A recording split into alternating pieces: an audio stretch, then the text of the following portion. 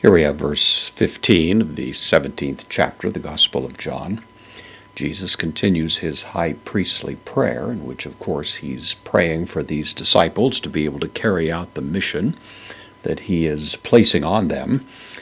It'll be clear enough, not many days hence, when he's going to command them to go into all the world to make disciples of the nations.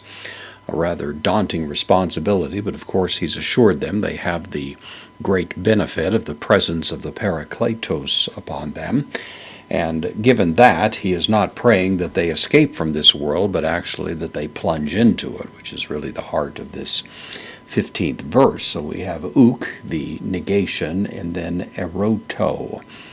This is from erotao. It means to ask or to request. This, of course, is a prayer, so it's being addressed to the Father.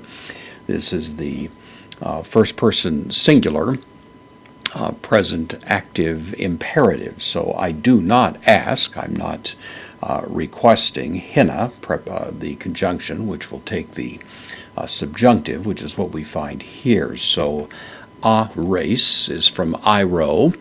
It means to take up or to take away.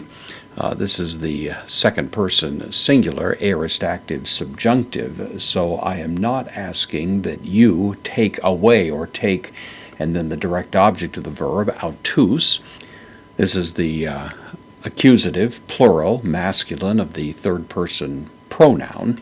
So I do not ask that you take them, ek, preposition with the genitive to, the genitive article, kosmu, the world. I'm not asking that you take them out of the world. He's going to soon enough command them to go into the world, and of course that would not serve that purpose. So Jesus isn't asking that these be taken out of the world, but quite to the contrary. So the strong conjunction Allah, and then hina, the same conjunction here, tereses. This is from tereo, to keep, to guard, is the idea. This, once again, is the second person singular, aorist active subjunctive, but that you keep them or protect them or guard them. Once again, the third person pronoun in the accusative plural masculine, but that you guard them. And then ek, preposition again, to, same construction, poneru. This is from poneros. In this particular formulation, it could be either the neuter or the personal, so it's not clear which one is intended. Many commentators have taken the view that this is probably the neuter here, so don't take them out of the world, but protect them out of the evil one, that is, the evil domains of this world.